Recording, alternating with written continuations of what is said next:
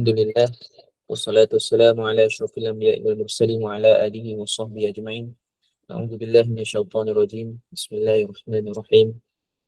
Ya ayyuhalladzina amanu taqullaha haqqa tuqatih wa la tamutunna illa wa antum muslimun. Ya ayyuhan nasu ittaqu rabbakum alladzi khalaqakum min nafsin wahidah wa khalaqa minha zawjaha wa batha minhuma rijalan katsiran wa nisaa'a wattaqullaha alladzi tasaaluna bihi wal arham. Innallaha kana 'alaykum raqiba. يا أيها الذين آمنوا اتقوا الله وقولوا قولا سديدا يصلح لكم أعمالكم ويغفر لكم ذنوبكم ومن يطع الله ورسوله فقد فاز فوزا عظيما.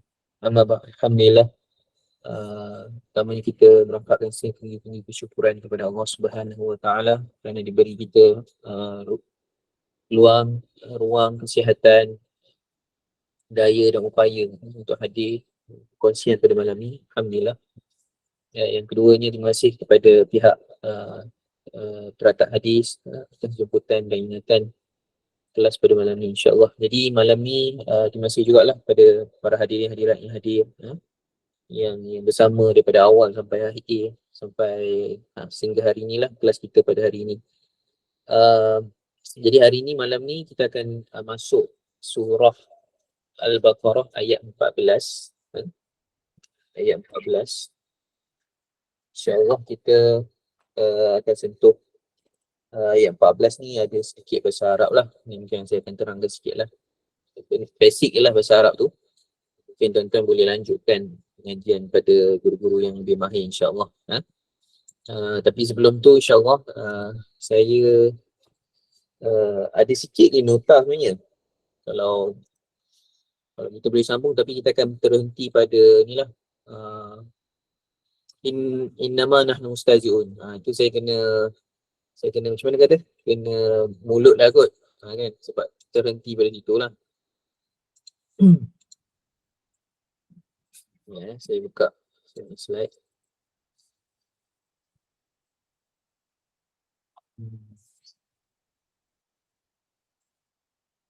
Screen.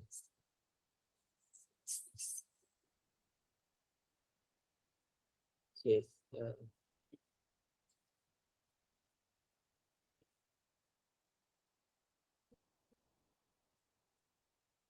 Right. InsyaAllah. Suara saya jelas ke perlahan ke? Tuan-tuan boleh dengar Boleh Ustaz. Okay. Ustaz. Takut takut perlahan ke apa kan? Okay.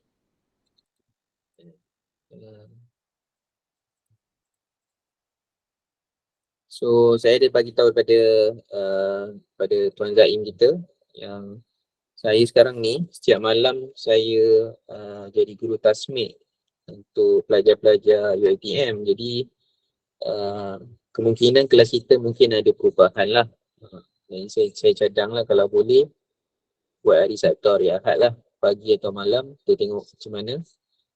Sebab setiap hari Isnin sampai Jumaat memang saya akan ada 2 jam masa yang bersama dengan pelajar. Jadi itulah saya minta maaf sangat sebab dia mendatang. Dan saya pun tak nak tinggal kelas ni sebenarnya. Kalau boleh saya tak nak tinggal lah sebab kita dah bersama, saya pun belajar juga daripada tuan-tuan ni, soalan dan sebagainya kan. Jadi sambil-sambil belajar tu saya belajar juga. Baik. Tengok dulu. Baik.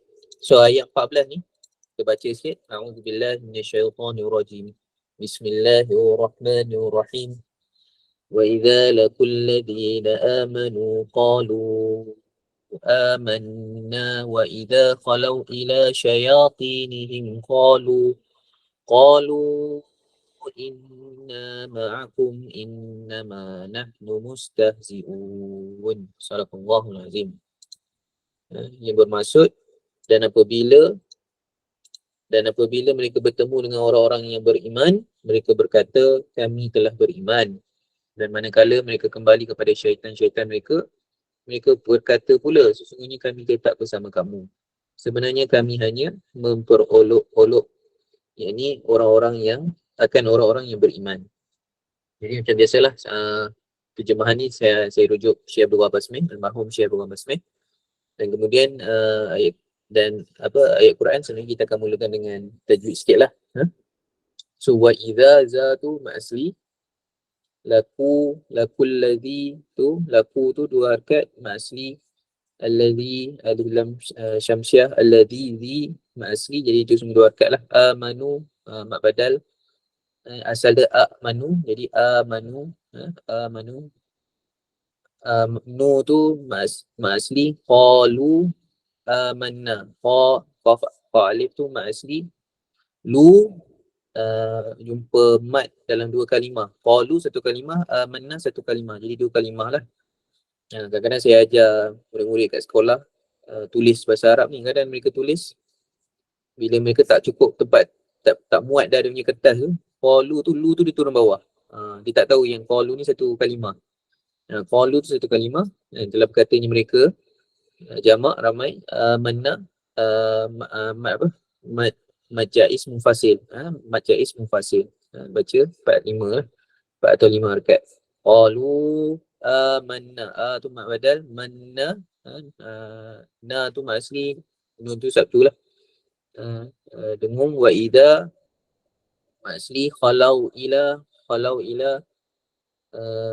ila mak asli, syayatinihim mak asli, syayatinihim, mimati berqaf, iza syafawi, hukum mim izhar syafawi. Kalau hukum nun izhar halki.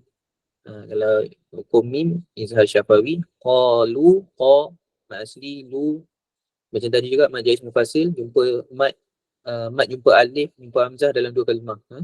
Inna wajibul gunnah, nun sabdu tu wajibul gunnah, dengung dua harakat. Ma'akum mim mati udah mu'alif, izhar syafawi. Izhar syafawi ni huruf dia kecuali mim dan ba. Semua huruf hijaiyah kecuali mim dan ba. Jadi mim temu alif, mim jumpa kaf, jumpa apa, qa, jumpa ra, semuanya tak ada dengung. Ma'akum innama, inna yajbul gunnah, mim alif ma asli, nahnu mustahzi'un. Mustahzi'un, un tu waw nun tu, sebelum nun ada waw ataupun kita sebut huruf alif waw nun tu, alif waw ya, alif waw ya, ma'rif disukun, ma'rif disukun. Jadi kalau belakang tu baca 6, baca 6 lah. Kalau belakang tu baca 4, baca 4 lah.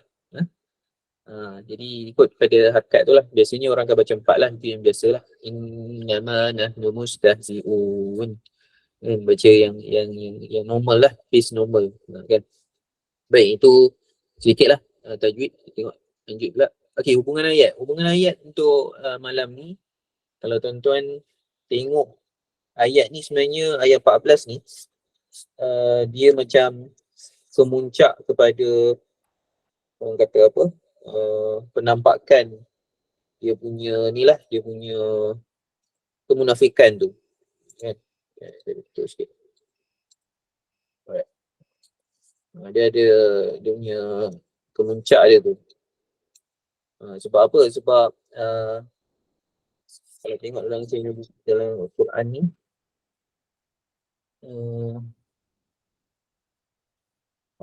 dia dah buat, bukan sekadar dia berkata, tapi dia dah melibatkan perbuatan juga. Sebelum ni dia ada macam pemisahan sikit kan, kata, perbuatan, ni macam dia dah buat dua-dua sekali. Jadi ayat 13 ni, dia punya hubungan ayat, orang munafik menuduh orang mukmin sebagai orang yang bodoh lah. Dia kata sufaha, kan, kita ingat dulu sufaha. Wa iza qila lahum aminu kama amanan nas qalu anu'minu kama amanas sufaha. Kan, surah Allah. Jadi dia kata, perlukah kami ni, adakah kami ni akan beriman seperti mana orang-orang bodoh tu beriman. Dia kata macam tu. Dan ayat 14 ni, ujung ayat 13 tu Allah kata mereka ni yang bodoh sebenarnya, kan. Allah dah kata mereka lebih bodoh daripada orang yang mereka kata tu sebenarnya. Okey, ayat 14 mereka tampilkan tindakan mereka yang cuba membodohkan orang mukmin. Ni apa berkaitan ayat 13 dan 14 ni? Ayat 13 mereka kata orang Islam ni bodoh. Ayat 14 mereka kata mereka tunjuk cara nak membodohkan orang Islam tu. Kan. Dan ni kena tengok asbab nuzul lah. ayat ni kena tengok asbab nuzul sebab dia tak diceritakan sangat macam mana dia bodohkan orang tu, tapi ada dalam asbab nuzul. Antaranya nanti kita tengok. Okey. Orang munafik dari kalangan ahli kitab merasakan mereka cerdik.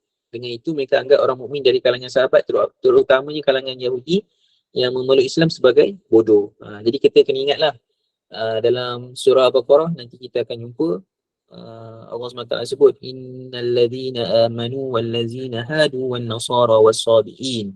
Surah Al-Azim. Sungguhnya orang-orang beriman tu orang Yahudi, dan dalam kalangan orang beriman tu orang Yahudi, orang Nasrani dan orang-orang Sabi'in. Allah mengiktiraf dalam kalangan orang Yahudi ni ada orang Islam. Sebab tu kita sekarang ni kan isu Palestin Israel kan. Isu Palestin Israel ni kita akan jumpa orang-orang yang akan kata semua orang Yahudi jahat. Tapi tak macam tu sebenarnya. Ada orang Yahudi yang dia beriman dengan Allah SWT. Allah SWT anggap dia orang-orang yang berserah pada Allah SWT. Dan Allah terima. Dan bahkan pada zaman Nabi pun ada juga kan orang Yahudi yang masuk Islam kan. Bahkan Nabi juga ada mengawini seorang wanita daripada Yahudi. Kan. Siapa tahu nama dia? Daripada Bani Quraidah. Bani Nadir Quraidah. Bani Quraidah. Ya. Safiyah binti Huyai. Isteri Nabi Safiyah binti Huyai. Kalau saya tak silap dia wanita Ummul Mukminin Safiyah binti Huyai ni daripada Bani Quraidah. Daripada Bani Quraidah. Sebab ketika perang Khandaq, bila orang-orang Yahudi Bani Quraidah ni dia berpakat. Kita kena ingat dia ada Bani Qainuqa, Bani Nadir, Bani Quraidah. Bani Qainuqa yang dia letak baju muslimah tu dia sangkut baju muslimah tu, bila muslimah tu bangun tu maka ternampaklah aurat. Kan. Jadi Nabi SAW usir Bani Qainuqa ni sebab dia melanggar perlembagaan Madinah, perlembagaan Madinah kan. Piagam Madinah tu. And then Bani Nadir pula dia nak bunuh Nabi SAW dengan menjemput Nabi. Dia jemput Nabi SAW masuk ke dalam rumah, bagi Nabi minum. Kemudian mereka nak jatuhkan batu yang besar daripada dalam. Mereka nak buat secara tertutup dan dengan cara nampakkan mereka baik. Okey, itu Bani Nadir. Yang mana Nabi usir juga. Tapi Nabi usir, Nabi bagi lagi muka pada mereka, iaitu usir, boleh ambil apa saja harta yang ada dalam rumah mereka yang muat di atas kenderaan atau binatang tunggangan mereka. Itu saja. Selebihnya tinggal. Boleh bawa apa yang cukup atas binatang tunggangan sahaja. And then yang ketiga adalah Bani Quraidah. Bani Quraidah ni bila Nabi SAW nak berperang, bila nak pergi mana-mana, Nabi akan renew balik, tanya balik diorang ni apa prinsip, apa mereka punya pegangan dengan piagam Madinah yang dulu tu. Adakah masih sokong atau melawan? Jadi bila perang Uhud Nabi tanya, bila perang Khandaq pun Nabi tanya. Cuma masa perang Khandaq, salah seorang daripada orang Yahudi Bani Nadir ni, dia menyelinap masuk. Perang Khandaq kan perang parit. Jadi orang-orang Yahudi, orang-orang Bani Nadir yang dah diusir, Qainuqa yang dah diusir, orang-orang Arab musyrikin Mekah yang tak boleh masuk ke dalam Madinah sebab ada parit yang besar tu. Kuda pun tak boleh nak lompat. Jadi salah seorang ketua daripada Bani Nadir ni, dia masuk, dia boleh lompat ataupun boleh panjat daripada parit tu. Dan orang Islam tak sedar. Dan mereka pergilah ke belakang, ke kampung Bani Quraidah. Jadi dalam peta, kalau saya boleh tunjuklah, peta Bani Quraidah tu, Quraidah ni duduk di belakang. Kan? Ya, tu tengok. Kalau kita boleh tunjuklah. Ya. Peta Khandaq.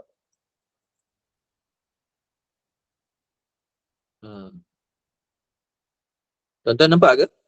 Nampak ke peta ni? Nampak Ustaz. Okey, nampak. Okey, Alhamdulillah. Alright. Tuan-tuan tengok dekat mana Bani Quraidah tu? Bani Quraidah tu kat belakang tu. Ni, belakang ni. Jadi yang perang tu dekat depan ni. Ni yang parit tu. Jadi Madinah ni dia ada kedudukan yang strategik. Bila kiri dan kanan dia Nabi tak perlu jaga dah. Sebab kiri dan kanan dah ada kampung, ada pokok tamar, ada bukit-bukit. yang mana tidak memungkinkan serangan ataupun kuda-kuda untuk berlalu sebab tak praktikal langsung. Kuda-kuda akan sakit, jalan dia tajam, banyak pokok-pokok yang akan mengganggu pandangan, penglihatan dan sebagainya. Jadi tak sesuai perang. Jadi dia akan perang ke sebelah sana tu. Jadi di sebelah sana tu yang terbuka lah. Jadi bila ketua Bani Nadir tu dapat lintas yang parit tu, dia pergi pada Bani Quraidah kat belakang tu. Dan Bani Quraidah bersetuju untuk menyerang dari dua arah. Maksudnya orang-orang musyrikin Mekah serang daripada atas, Bani Quraidah serang hendak daripada belakang. Dan Nabi SAW memang belakang tak ada orang jaga. Kan? Jadi Nabi SAW ni, macam mana Nabi tahu yang Bani Quraidah ni melanggar piagam Madinah tu? Taat setia dan kita sebut apa tu, yang janji-janji mereka untuk menjaga Madinah daripada serangan luar. Apa dia punya tanda, iaitu salah seorang daripada Bani Quraidah. Bani Quraidah ni, kalau saya tak silap lah, seorang daripada Bani Quraidah ni masuk Islam. Jadi dia bila masuk Islam, dia jadi mata-mata Nabi kepada Bani Quraidah ni. Dan dia bercerita dan sebagainya tentang apa pergerakan dan sebagainya. Dan dia juga main peranan memporak-porandakan formasi antara orang-orang musyrikin Mekah dengan Bani Quraidah. Dia, sebab orang Arab musyrikin Mekah kenal dia, dan Bani Quraidah pun kenal dia, tapi tak tahu yang dia dah masuk Islam. Saya pun dah lupa dah nama sahabat tu. Tapi nanti saya cek balik, saya tengok balik. Ni dulu tahun lepas kita ada buat yang khas lah tentang ni kan. Jadi bila dia dah porak-poranda tu, Bani Quraidah tu, siapa nama? Abu Sufyan ni dia nak lancarkan perang hari Sabtu. Jadi Bani Quraidah ni dia tak bagi kerjasama hari Sabtu. Sebab apa? Sebab Allah SWT sebut kan dalam Quran kan, yang mana hari Sabtu ni hari di mana mereka ni tak buat apa-apalah. Mereka hari yang menetap di rumah kan. Walaqad alimtumul ladzina tadaw minkum fis sabti faqulna lahum kunu qiradatan khasiin. Di mana mereka ni dulu pernah langgar hari Sabtu tu, di mana Allah telah syariatkan bagi orang Yahudi ni hari Sabtu ni tak boleh buat apa-apa, tak boleh bekerja, hanya untuk beribadat je. Dan mereka langgar, Allah jadikan mereka kera yang hina kan. Jadi Bani Quraidah ni dia masih ikut lagi lah. Hari Sabtu tu tak boleh buat apa. Jadi hari Sabtu tu tak buat apa-apa, tak berperang. Abu Sufyan pun tengok Bani Quraidah ni macam dah main tarik tali lah, macam tak betul dia punya kesetiaan dia kan. Mana hari Ahad tu lah Allah SWT datangkan angin. Angin yang menghalau semua tu lah. Okay. Jadi ni sikit lah sekadar kita cerita kan macam mana orang-orang yang Yahudi ni kan, dia pada zaman Nabi SAW ni dia ada macam-macam perangai kan, dan ada yang masuk Islam, ada yang tak masuk Islam dan sebagainya, membantu Nabi SAW dalam peperangan dan sebagainya.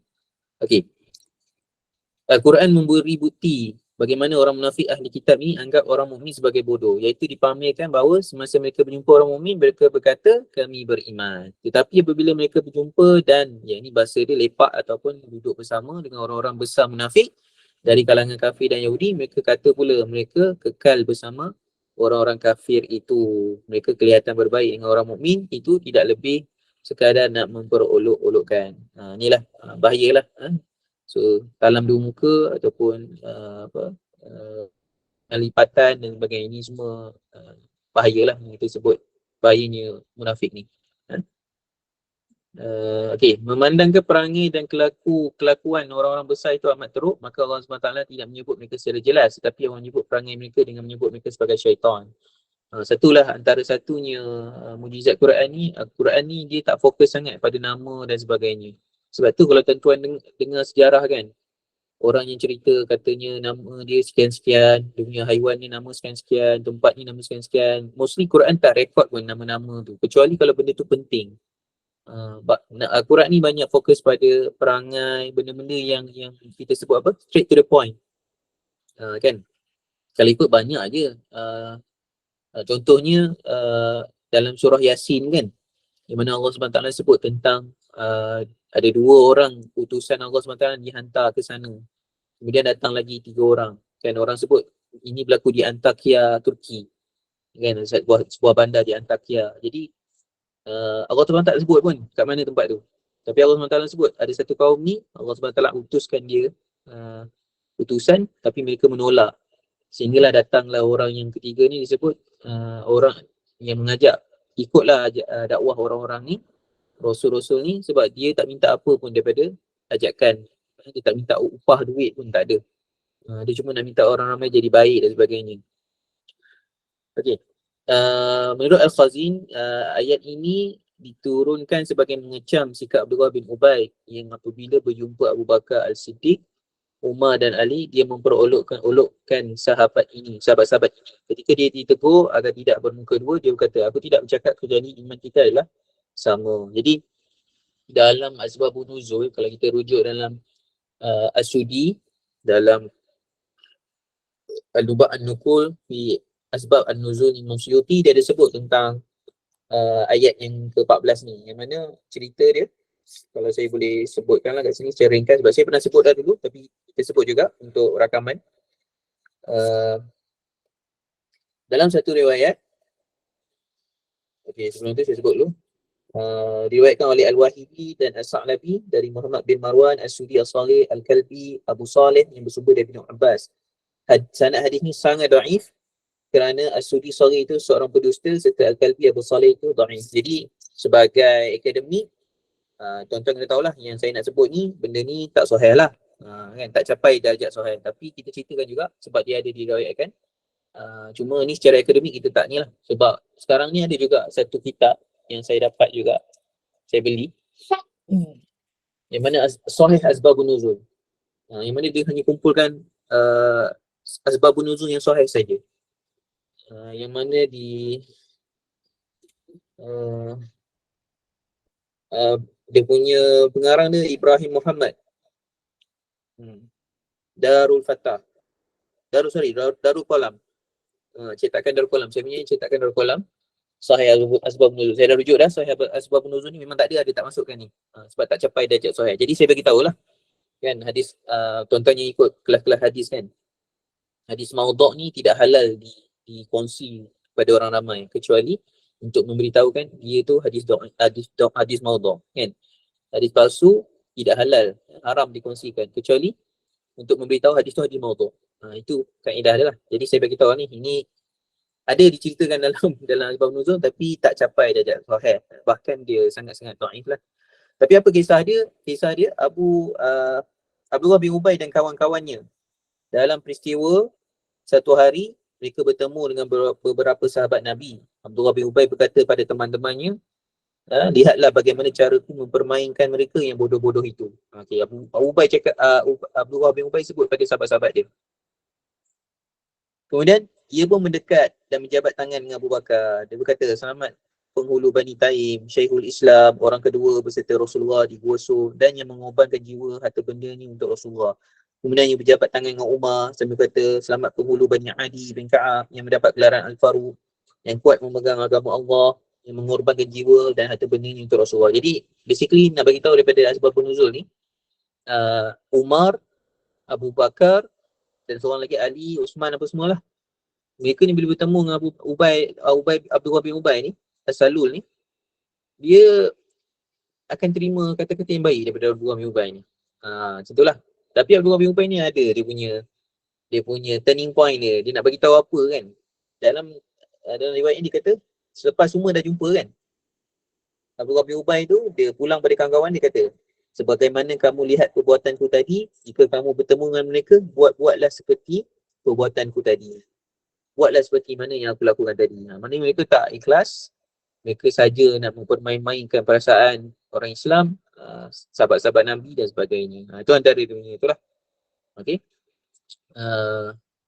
Okey, setelah dia berjauhan daripada orang mukmin, dia pun bercakap sama mereka, kamu semua lakulah terhadap orang muslim seperti aku lakukan. Ini yang saya sebut tadi. Dengan perangai ini diturunlah ayat ini sebagai menjelas perilaku Abdullah bin Ubay tersebut. Okey. Okey, wa idza laqul ladzina amanu qalu amanna. Dan apabila mereka bertemu dengan orang-orang beriman, mereka berkata, kami telah beriman. Ini ada beberapa sikit lah kena terang dekat tuan-tuan. Okey. Apabila mereka berjumpa dengan orang-orang beriman, mereka berkata kami telah beriman. Wa iza perkataan pada perkataan wa iza laku, Abu Hanifah membaca wa iza laku. Lam tu ada alif. Okey. Dari sudut makna Al-Baydawi kata ia memberi maksud perjumpaan yang bersifat kebetulan. Jadi kita boleh nampak sekarang ni konteks dia, bila mereka jumpa tak tak rancang, tiba-tiba orang lalu kan, cepat-cepat kita jumpa. Macam tu lah dia punya konteks dia, kita dah nampak kan. Ni antara kelebihan tafsir lah, kita boleh tengok daripada penggunaan dia. Lakia ni banyak kita guna sebenarnya dalam kehidupan kita. Kadang kita sebut talaki musyafahah kan, Melaka. Antara nama Melaka kan, salah satu teori tentang nama Melaka ni bukan sebab pokok yang yang kancil tendang anjing tu. Dia ada satu teori Melaka ni nama asal daripada Mulaqa, tempat pertemuan, ataupun dalam bahasa Melayu Mulaqa ni pelabuhan, tempat pertemuan kapal-kapal. Mulaqa. Tu dia punya antara satu lah. Jadi talaki, Mulaqa, Yaltaki, Lakia, ni semua maksud bertemu lah. Kan? Cuma Al-Badawi disebut perjumpaan yang bersifat kebetulan. Ni spesifik lah. Okey, ulama khilaf kepada siapa ayat ni ditujukan. Pertama yang kita sebut tadi lah, Abdullah bin Ubay dan kawan-kawannya. Ini pendapat Ibnu Abbas. Dan diturunkan, yang kedua diturunkan kepada orang munafik dari kalangan ahli kitab yang menzahirkan keimanan kepada Nabi, tetapi sebaliknya ketika bersama dengan orang-orang besar mereka berbeza ataupun jadi lain lah, tak seperti yang mereka kata pada Nabi lah iman dia. Ini pendapat Hasan, pendapat menurut Al-Qurtubi, ini adalah pendapat Ibn Abbas, di mana riwayat Al-Kalbi yang ambil daripada Abu Saleh. Okey. Jadi kita boleh nampak lah dekat sini ada sedikit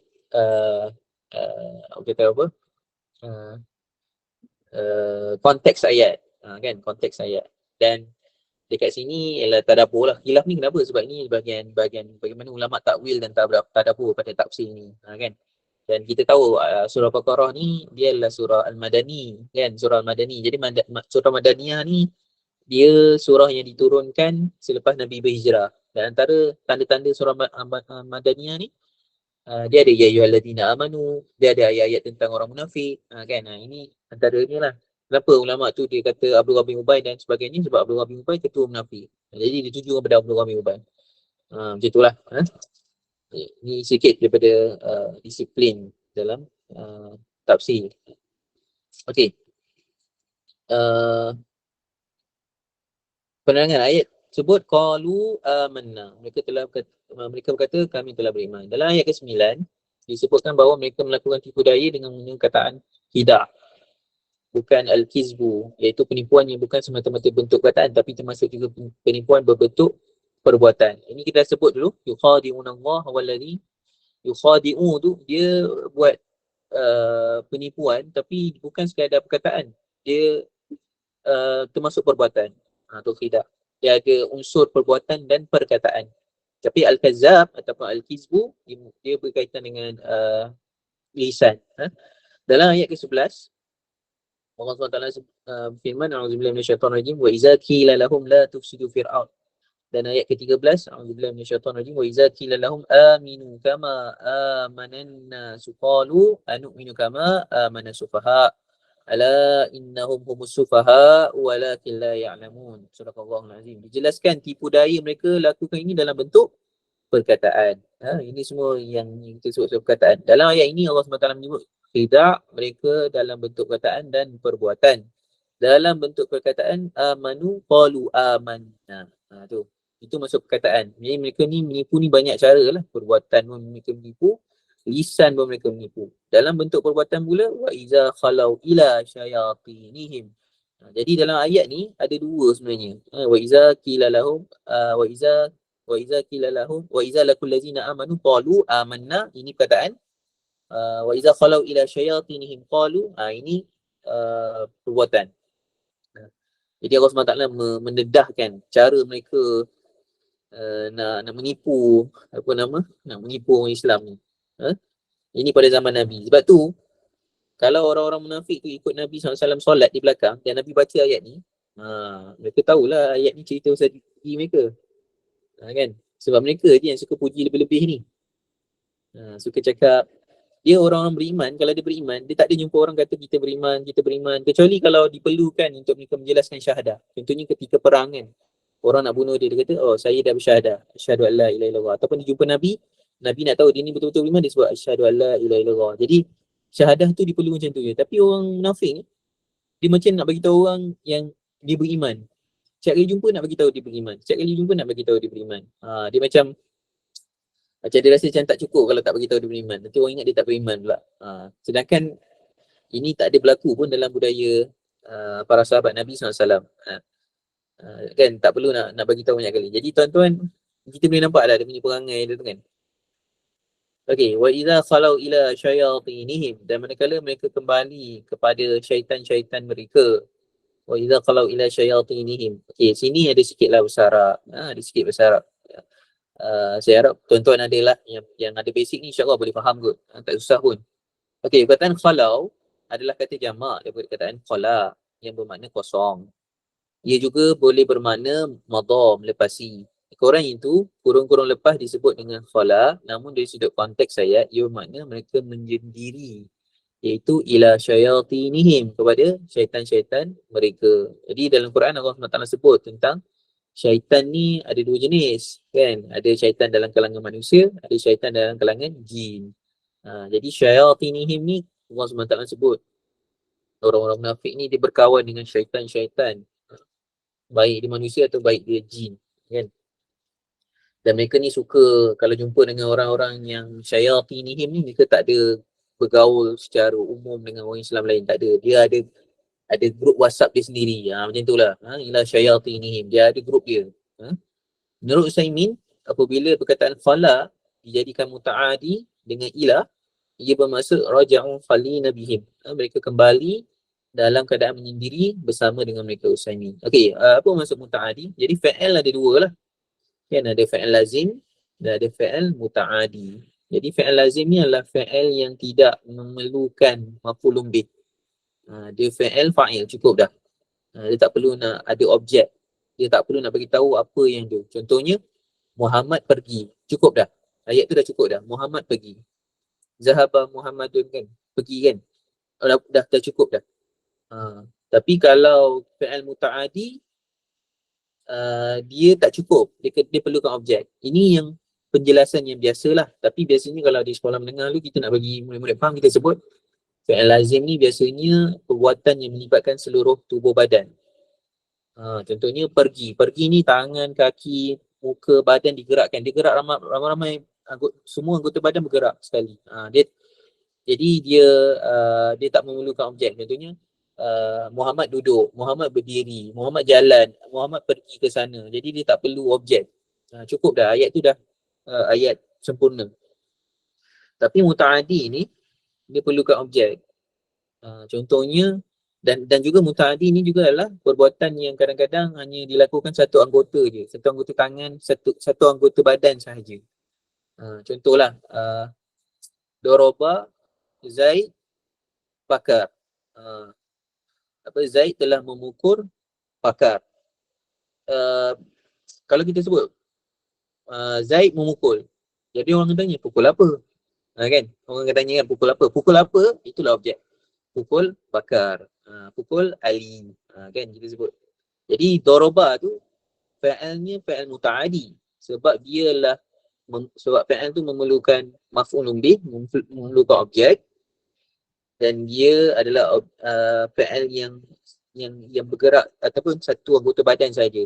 Dia tak banyak anggota badan yang diperlukan yang bergerak sekali, tidak. Dia satu je anggota badan, tangan je. Macam tu. Jadi kat sini nak bagi tahu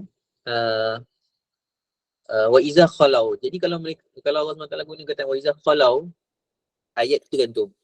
Tapi Allah SWT sebut ada maf'ulun bih dia, ada objek dia. Ila mana? Ila syayatinihim. Tu maksud dia. Okey. Menurut Zahrah lah, Abu Zahrah, dan tafsirnya pula Asal kataan khala ialah mutaaddi dengan bi. Okey, ada huruf ja jugalah. Nak tahu fi'il mutaaddi ni ada huruf ja, ada 6 huruf ja. Uh, itu dah ada waktu lain lah kita tu kan. Tapi yang ni dengan bi lah. Tapi diguna dengan huruf ila. Ni ada jugalah dia punya beza, dia ada an, ila, bi, dan sebagainya. Perbezaannya adalah jika digunakan bi, ia memberi maksud mereka bersama dengan para syaitan tersebut dalam pada mereka duduk dalam kalangan mukmin lagi. Itu maksud dia. Beza kalau Allah SWT guna wa iza khalau ila wa iza khalau ila wa iza khalau bi wa iza khalau ila syayatinihim wa iza khalau bi syayatinihim. Kalau Allah guna bi, maksud dia dengan ia memberi maksud mereka bersama para syaitan tersebut dalam pada mereka duduk dalam kalangan mukmin lagi. Jadi bersama mukmin tu ada yang syaitan tu, ada sekali. Tu yang saya sebut tadi. Dia tak ada grup WhatsApp lah, di grup WhatsApp dia ramai lah, grup karya. Kan, macam itulah dalam grup karya. Semua ada dalam tu. Yang baik ke tak baik semua ada. Namun apabila diguna huruf ila, ia memberi maksud mereka menjauhkan diri daripada mukmin. Dia dah ada grup WhatsApp khusus. Grup karya dalam tu ada grup lagi, grup badminton. Gitu kan. Grup dia lah, grup lepak. Gitu. Bahkan Syihab kata mereka mempunyai tempat khusus di mana mereka sering bertemu. Ini. Jadi kita nak tengok, menarik jugalah orang-orang yang munafik ni sebenarnya dia dah ada ta'adu jamaah. Tu nak saya nak sebut tu. Jamaah dalam jemaah. Macam tu lah. Berbilang-bilang jemaah. Macam tu. Dah ada Ahlus Sunnah wal Jamaah yang besar. Dia ada lagi yang bawah ada bawah ni lah. Yang kecil-kecil ni kan. Ini yang merosakkan. Kan? Kalau menurut Dr. Toha Jabi Alwani, almarhum Dr. Toha Jabi Alwani dengan Dr. Yusof Qadawi, ta'adu jemaah ni ada dua. Satu yang tanawun, satu yang saling tolong-menolong, satu lagi namanya ta'arud yang saling bercanggah. Yang tajuk ni yang kita baca ni ta'arud. Kalau yang tolong-menolong macam mana? Tolong-menolong ni contohnya dia ada department yang berbeza, macam dalam universiti lah kan. Ada department bahasa Arab, ada department ni dan sebagainya. Tapi mereka ada objektif yang sama walaupun mereka berbeza-beza objektif. Ataupun macam orang bagi tahu tentang lapangan terbang. Lapangan terbang objektif dia nak menerbangkan orang yang beli tiket tu, kan, menerbangkan penerbang dia, pengguna dia. Tapi dalam kalangan lapangan terbang tu ada macam-macam department. Ada yang jaga kaunter, ada yang jaga kebersihan, ada yang bawa bag, luggage, ada yang check, ada yang custom, ada yang ni semualah. Jadi ni berbilang-bilang jemaah yang dibenarkan. Itu maksud dia lah. Sedikitlah tambahan. Okey, perkataan ila asal makna kepada ila syayatinihim bermakna ma'a, bersama. Hal ini sama seperti dalam firman Allah, man ansari ila Allah, siapakah pembantu aku kepada Allah. Man ansari ila Allah, siapakah pembantu aku bersama Allah. Kan? Ini kata-kata Nabi kalau saya tak silap lah, ni kata-kata Nabi Isa. Saya cek. Ali Imran 52. Betul. Kita Nabi Isa. So Nabi Isa tanya pada orang yang tolong baginda, al-Hawariyun kan. Qala man ansari ila Allah, qala al-Hawariyun nahnu ansarullahi amanna billahi washhad bi anna muslimun. Surah Al-Azim. Dan orang-orang Hawariyun menyokong Nabi Isa berkata, kamilah penolong-penolong utusan Allah, kami telah beriman kepada Allah, dan saksikanlah wahai Nabi Allah, sungguhnya kami adalah orang-orang Islam yang berserah bulat-bulat kepada Allah SWT. Washhad bi anna muslimun, dan kami bersaksi, kan. Okey.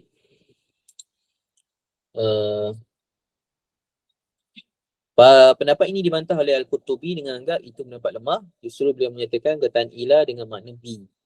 Maksudnya Al-Qurtubi dia tak melihat tafsir ni ataupun dia tak tengok dari sudut ila. Itu yang khilaf tu. Ada yang kata mereka ni menjauhi orang Islam, kan. Mereka berjumpa dengan orang-orang yang bukan dalam kalangan yang bergaul dengan orang Islam. Dia pergi tempat lain, dia menjauhkan diri, ada satu grup lain. Tapi Qurtubi kata lain. Kataan syayatin adalah kata jamak daripada syaitana, yang berasal dari kataan syaitana, yang zaman Syari kata ia bermaksud iza ba'id li ba'idihi minas salah wal khair, apabila dia telah dijauhkan dari kesalehan dan kebaikan. Syaitana ni maksudnya dia terlindung ataupun dijauhkan dari kebaikan. Dalam Quran kan ada macam-macam kataan kan, jin, syaitan, iblis. Ini semua ni ada dia punya falsafah dia, ada dia punya roh dia kan. Contohnya iblis. Iblis ni datang dari kataan ablasa. Ablasa ni maksudnya yang muram, yang hampa. Muram dan hampa, jauh daripada bertaubat. Ini berbeza pula dengan Adam AS, yang mana Adam AS bila dikeluarkan daripada dikeluarkan daripada syurga, dia bertaubat kan, dia bertaubat kepada Allah Subhanahu wa taala. Dan macam mana doa dia? Ya, kita tengok. Kata ni, a'udzubillahi minasyaitonirrajim. Fatalaqqa Adamu min rabbih kalimatin fataba alaihi innahu huwat tawwabur rahim. Kemudian Nabi Adam menerima dari Tuhannya beberapa kalimah, kata-kata pengakuan taubat yang dia amalkannya, lalu Allah menerima taubatnya. Sesungguhnya dialah yang Maha Pengampun, penerima taubat lagi Maha Pengasihani. Tuan-tuan, ada orang Kristian yang baca ayat ni, dia masuk Islam. Sebab apa? Sebab dalam Bible, Nabi Adam tu tidak diampunkan, bahkan dimarahi oleh Tuhan. Dia punya nuansa dia bila kita baca cerita Adam dalam Bible, Adam ni macam teruk lah, kena marah dengan bos dia. Macam tu lah maksud dia, macam tak ada mercy lah, tak ada blessing, tak ada harapan lagi. Itu maksud dia. Tapi dalam Quran Allah SWT menempelak Nabi Adam bertaubat. Ini berbeza dengan iblis, ablasa, yang hampa, yang berputus asa, kan, berputus asa daripada rahmat Allah. Allah SWT sebut wala tayasu min rahmatillah, jangan kamu berputus asa daripada rahmat Allah. Iblis berputus asa daripada rahmat Allah. Jadi kita jangan jadi macam iblis lah. Kita sangka baik kepada Allah SWT. Okey, yang kedua, syaitan. Ini yang kita sedang kaji lah, kita sedang baca ni, yang dijauhkan daripada kebaikan. Syaitana, yang dijauhkan. Jadi syaitan ni kalau ada jin dan manusia, maksudnya mereka ni golongan yang dijauhkan daripada kebaikan. Allah tak nak kebaikan untuk mereka ni. Kan? Yang mana Allah SWT sebut, man yuridillahu bihi khaira yufaqihu fiddin. Orang yang Allah SWT inginkan kebaikan padanya, Allah berikan dia kefahaman dalam agama. Ataupun dalam riwayat lain, Allah berikan dia musibah.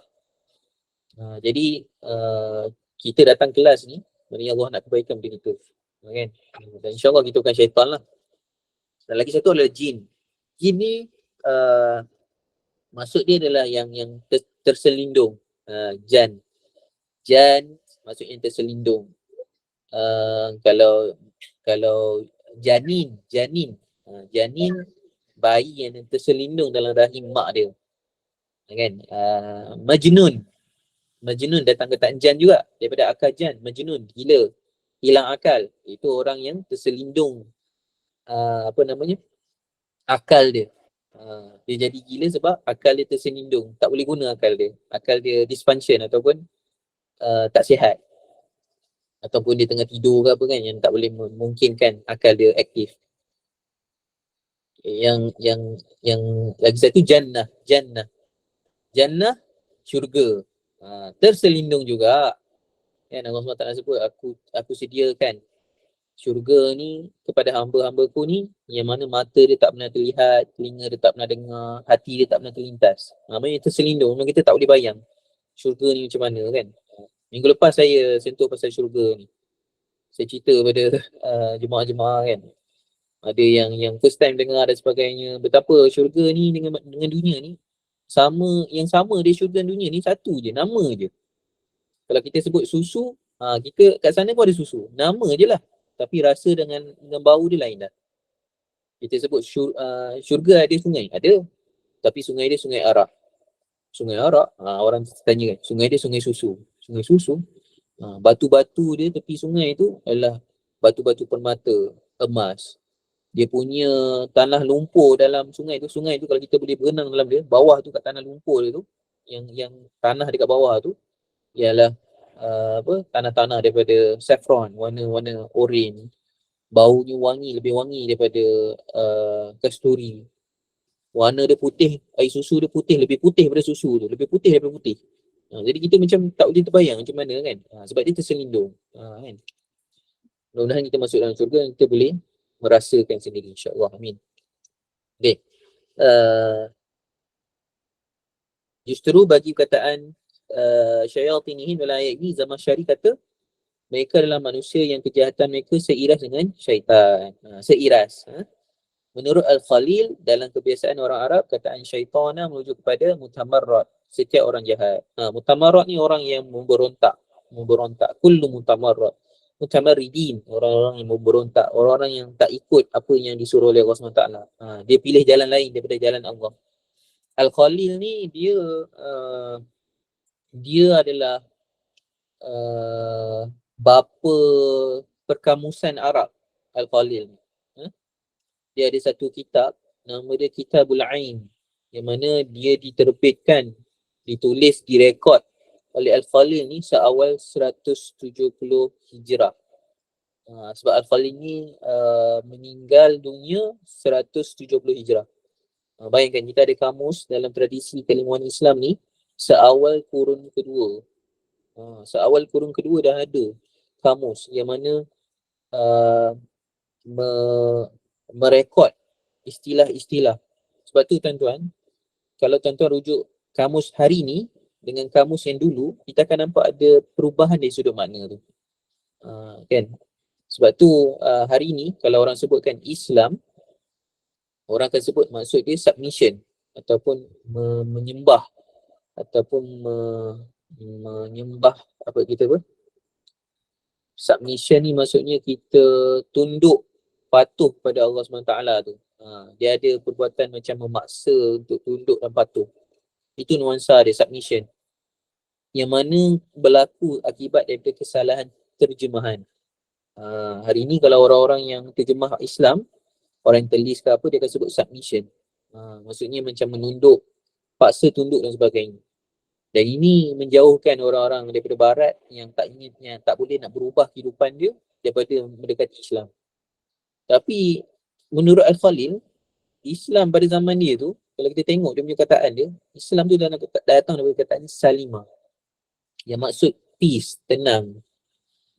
Itu maksud yang kita patut war-warkan kepada masyarakat. Islam ni maksudnya ketenangan, aman. Bukan maksudnya submission tu. Submission tu ya, tapi kita tak anti maksud submission, kita tidak menolak maksud submission, tapi kita nak beritahu makna yang lebih dominan, yang lebih mendalam adalah maksud ketenangan tu. Sebab orang-orang yang belum Islam, bila dia masuk Islam, bahu dia dah tak terasa berat lagi. Dosa-dosa dia diampunkan. Hati dia jadi lapang. Sebab ketenangan yang kita nak. Ini adalah puncak keimanan tu sendiri. Kita nak tenang di dunia dan di akhirat. Kita nak bahagia di dunia dan akhirat. Sebab apa yang kita jadi Islam, sebab kita nak tenang. Sebab semua anggota badan kita ni ikut apa yang Allah SWT suruh. Kan? Kita follow dan ikut apa yang Allah SWT suruh. Jadi kita tenang. Sebab tu dia memberi, Islam ni lah satu kondisi. Dia kondisi manusia tu. Kenapa manusia hari ni tak tenang apa semua? Sebab kemungkinan dia tak mencapai ketenangan mengikut jalan-jalan yang sepatutnya. Kita tenang nama kita pergi solat, kita bayar zakat, kita tahu dah kita punya tempat di akhirat nanti macam mana, kita dah persiapkan diri kita, kan? Jadi kita tenang, kita mati pun tenang, kita hidup pun tenang. Itulah di Islam, kan? Baik.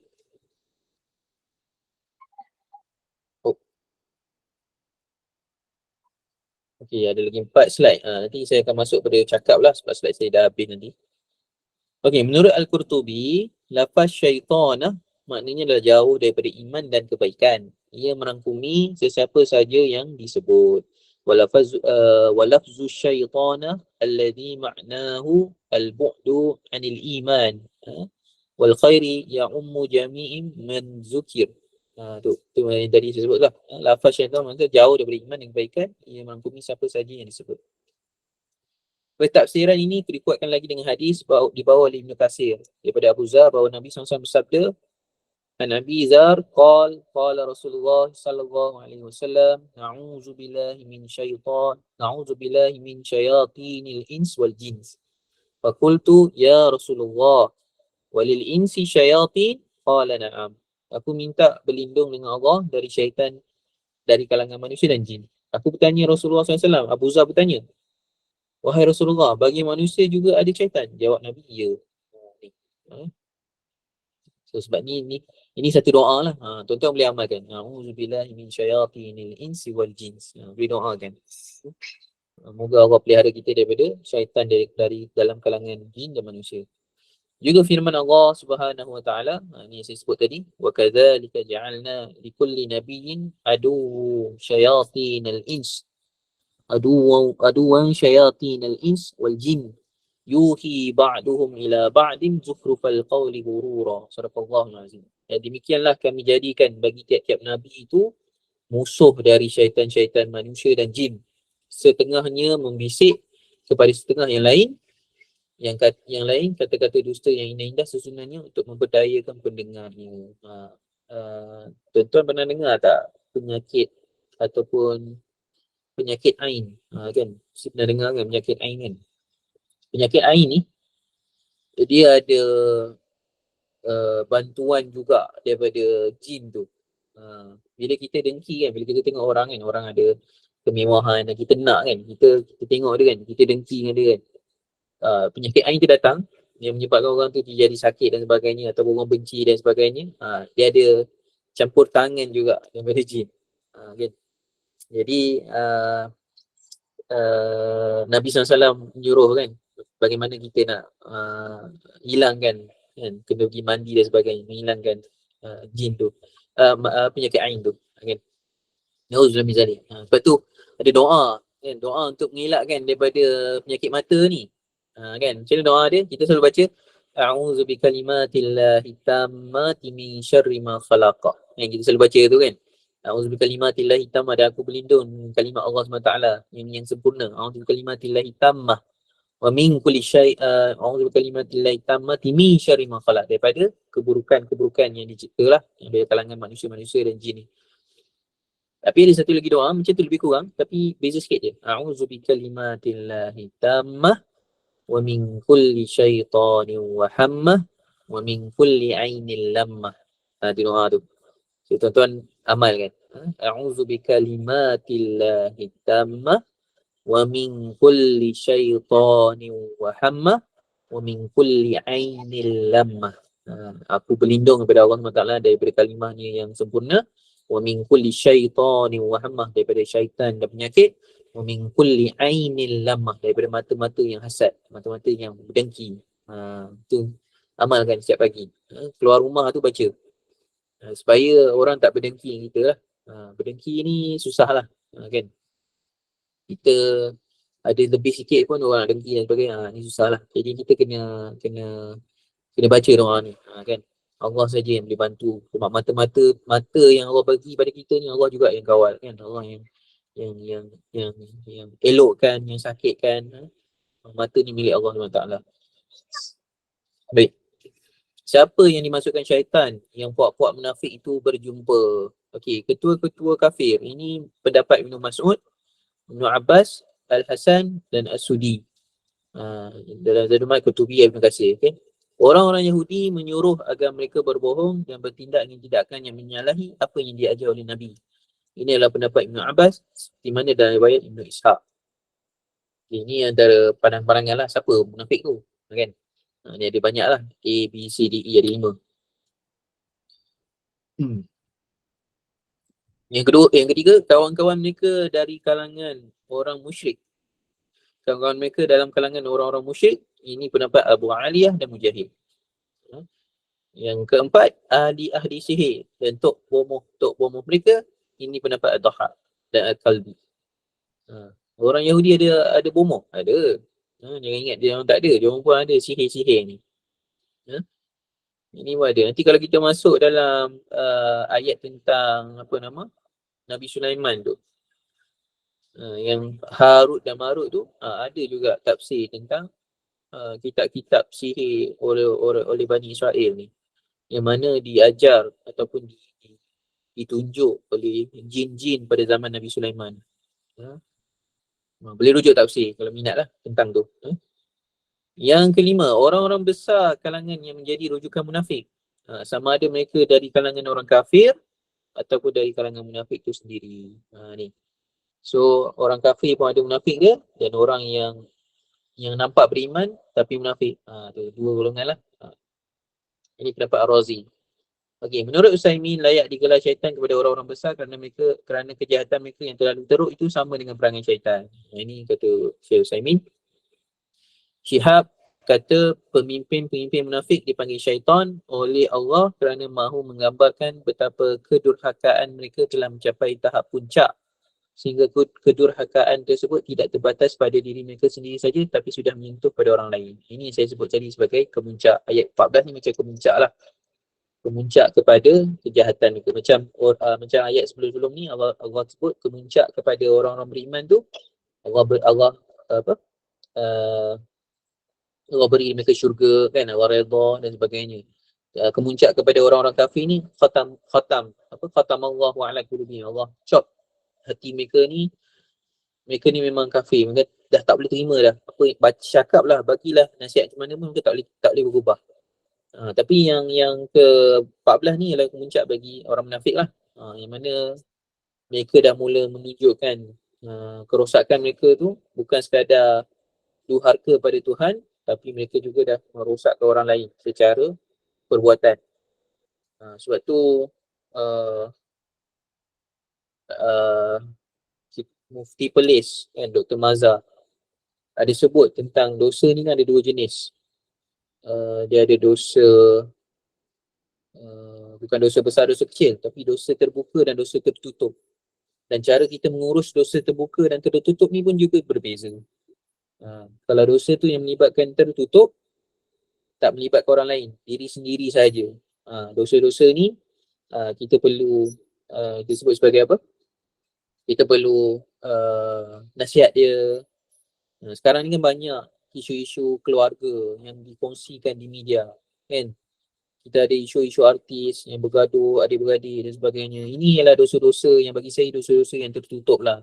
Dosa tapi tertutup, dan kalangan mereka tak perlu disebar pada orang lain. Urus sendiri-sendiri saja. Tapi ada dosa-dosa yang melibatkan orang lain, urusan dia berbeza pula. Contohnya dosa-dosa yang melibatkan harta benda awam, harta awam lah, yang melibatkan harta awam dan sebagainya. Contohnya pada zaman saya belajar dulu, kami ada seorang pelajar ni, dia suka curi barang orang. Setiap kali dia pergi bilik orang, dia curi. Dia pergi bilik ni, dia curi. Dia pergi bilik ni, dia curi. Kan? Dan saya juga ada roommate ada roommate yang dululah, dia ni dulu kami satu bilik 2 orang je. Jadi dia ni ada dosa dia juga. Dosa dia ni dia dosa dia sendiri-sendirilah dalam bilik tu kan. Yang mana saya dengan dia je tahu. Jadi tadi ada dosa yang curi barang dengan semua orang, yang melibatkan semua orang, kami urus cara lain.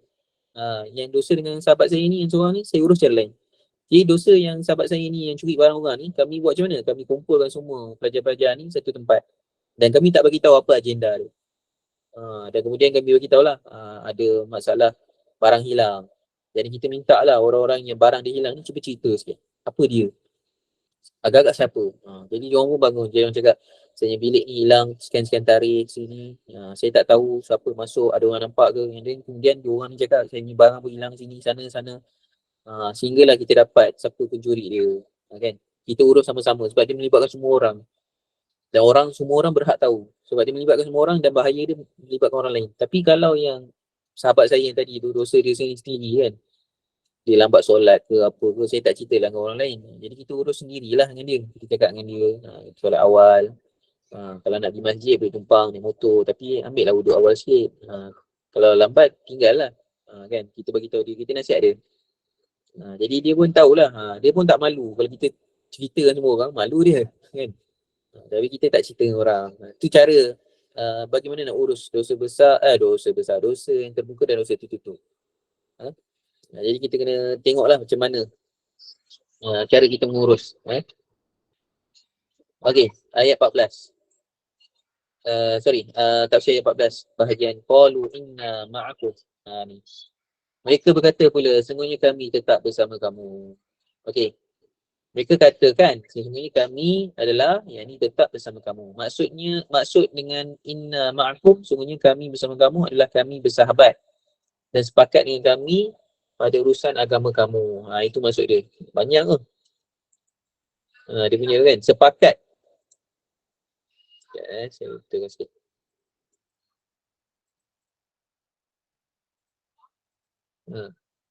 Sepakat. Dia apa namanya?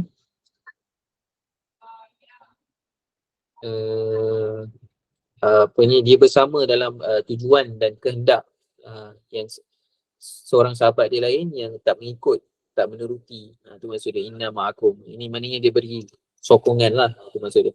Hamka kata orang munafik bermanis mulut dengan orang beriman disebabkan kelemahan jiwa serta takut menghadapi kenyataan. Menghadapi kenyataan. Okey. So, Hamka disebut orang munafik ni manis mulut. Ya, memang orang munafik ni dia bermanis mulut. Macam mana yang kita sebut tadi lah, yang Abu Ubay tu lah. Sebab dia nak menyuruhkan diri dia bahawasanya dia tak beriman. Jadi dia gunakan kata-kata dia sebagai perisai dia. Sebab tu dalam surah Al-Munafikun, Allah SWT sebutkan tentang orang-orang munafik ni yang menggunakan sumpah sebagai perisai dia. Jom kita tengok dalam surah Al-Munafikun.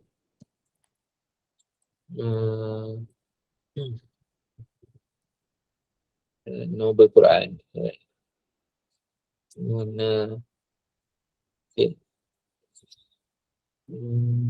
Ni. Ya, terjemah ya. Translate bahasa Melayu.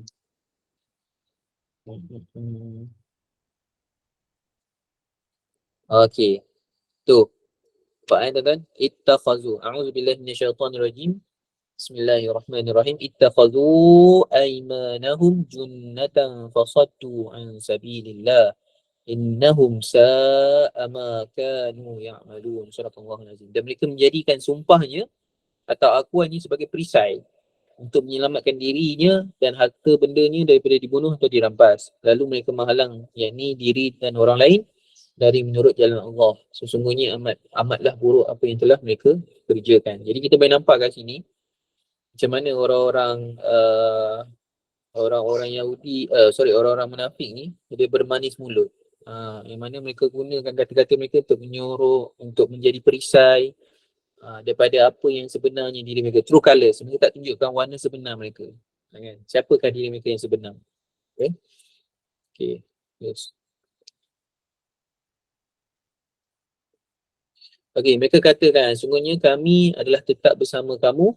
Sungguh maksudnya dengan maksud dengan inna ma'akum kami bersama kamu adalah sama juga tadi. Okey. Sekejap. So maknanya ni kita masuk yang seterusnya lah. Dah habis. Ini sebab saya copy tadi. Okey. Innama nahnu mustahzi'un. Innama nahnu mustahzi'un. Dan kami ini adalah mengolok-olokkan mereka itu. Okey, apa maksud mengolok-olokkan? Kat sini kita nak bagi tahu istahza'a ni dari sudut lughah asal maknanya adalah istahza'a adalah al-qatlu sari', iaitu ringan tangan untuk membunuh. Itu dari satu sudut lah, dari sudut bahasa, dari sudut lughah. Namun begitu, perkataan ini diguna pada orang yang ringan hatinya untuk memperolok-olokkan orang lain. Ia berasal dari perkataan haza yahza'u yang bermaksud maknanya adalah mata ala al-makan, mati di tempat kejadian. Ini kita sebut sebagai kajian tentang kata istahza'a ni lah. Orang-orang yang suka memperolokkan lah. Ni. Suka mempermain-mainkan orang. Toying dalam bahasa Inggeris, toying with people. Kan? Memperolok-olokkan main dengan orang lain. Jadi ini Allah SWT sebut, walaupun dari sudut bahasa maksudnya dia membunuh, tapi dari sudut yang kita nak bawa ni, konteks ni adalah dia bukan membunuh, tapi dia macam hakikat dia macam membunuh jugalah, tapi bukan membunuh secara fizikal, tapi dia membunuh secara spiritual lah, kan. Iaitu dia merosakkan iman orang lain, kan. Dia memperolok-olok supaya orang tengok macam tak betul je, kan. Sebab mereka ni cuba nak menafikan iman itu benar, kan. Tuan-tuan, ayat yang kita baca sekarang ni, orang-orang musyrik ni, mereka tak tahu lagi yang Nabi SAW boleh tahu isi hati mereka. Sebab tu mereka memperolok-olok, kan. Nanti sampai satu ayat kita akan baca, Allah SWT kata orang-orang munafik ni akan takut Nabi SAW akan dedahkan apa yang di dalam hati mereka. Sampai macam tu, mereka dah mula takut sebab mereka tahu dah fungsi Nabi akan terima wahyu tu akan mendedahkan rasa mereka. Sampai situ. Jadi sebab kita baru masuk tafsir ayat 14, jadi masih awal lagi lah dalam fasa Quran ni. Kita tak jumpa lagi ayat tu. Okay. Dari sudut terjemahan, perkataan istahza'ah adalah al-sukhriyah, ataupun dalam bahasa Melayu dia peli, ataupun bahasa moden dia menganjing. Kan pernah dengar kan, menganjing. Al-sukhriyah. Dan istakhafah, itu merendah-rendahkan. Dia suka downgrade orang, merendah-rendah orang, menghina orang. Sukhriyah ni peli-peli lah. Dulu pernah berlaku satu budaya, sekarang pun berlaku juga, tapi dulu lah masa dalam Facebook dulu, ada satu budaya suka peli-peli ni. Dia suka peli yang kasar lah. Jadi kita panggil ni lah sukriyah, dan Nabi SAW tak suka sukriyah ni. Sebab Nabi tak pernah peli, kan. Kalau tuan-tuan tengok sirah Nabi SAW, Nabi tak pernah berdakwah dengan cara peli, kan. Dulu kan ada orang kan, orang muda kan, dia dakwah dengan cara peli, kan. Dia dakwah macam apa,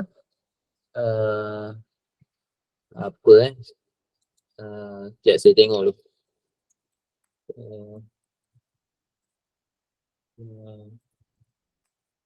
Jadi satu buku tu, saya dah lupa dah dia punya buku tu, tapi buku dia memang suka peli lah. Dia peli tapi dakwah macam mana kan, kan. Jadi Nabi SAW dalam berdakwah ni Nabi tak pernah peli. Nabi tak guna peli tu sebagai metodologi dakwah, sebagai alat dakwah, tak. Sebab tu bila kita berdakwah kan, kita tak ada cakap minta maaf Ustaz, saya tak datang solat hari ni, solat jemaah sebab saya baru balik dari kerja apa semua. Jadi dia tak ada okey, lain kali buat lah, ataupun tak apa, kita dah tahu dah. Dia tak cakap macam tu. Nabi SAW tak ada cakap macam tu. Kalau macam tu memang dakwah tu tak sampai lah, kan. Jadi ini adalah kita sebut apa, benda yang tak elok lah, sukriyah ni, tak elok. Dan pernah berlaku lah zaman dulu, bukan zaman dulu, pada awal tahun 2010 dan ke atas tu, ada satu buku tu lah. Kalau saya tahu pun saya tak cerita lah, tajuk dia cuma nak bagi tahu ustaz ni dia suka guna dakwah secara peli, di mana orang semua attack dia lah. Tak boleh kan, sebab dia sukriyah. Okey, dari sudut mana perkataan sukriyah ni, menganjing ni, terkandung juga maksud aib dengan jahil. Ada maksud aib dan jahil. Seperti mana firman Allah Subhanahu wa taala, a'udzubillahi minasyaitonir rajim. Qalu atattakhizuna huzwa. Qala a'udzubillahi an akuna minal jahilin. Mereka berkata, apakah kamu jadikan kami ini sebagai orang jahil? Kata Nabi Musa, aku berlindung dengan Allah bahawa aku dari kalangan orang-orang yang jahil. Bahawa aku berlindung dengan Allah untuk aku ni daripada kalangan yang jahil. Okey. Kisah Nabi Musa ni, saya rasa tuan-tuan tahulah kisah Nabi Musa. Tapi kalau yang tak tahu, kita cerita. Qalu atattakhizuna huzwa tu, ayat tu, kalau kat sini dia terjemah sebagai Syekh Abdul Wahab Basmir, dia terjemah sebagai apakah kamu jadikan kami sebagai orang jahil. Tapi saya lebih suka terjemahan dia sebut macam ni. Qalu atattakhizuna huzwa, kamu ingat kami ni main-main ke? Macam tu. Kamu ingat ni kami ni main-main ke? Ingat kami ni bodoh sangat ke? Macam tu lah maksud dia, macam lebih kurang macam tu. Huzwa ni maksudnya macam main-main ke? Tak serius ke? Qalu, kenapa qalu? Dan mereka berkata, orang-orang Bani Israil dia kata pada Nabi Musa, qalu atattakhizuna huzwa, ingat kami main-main. Okey.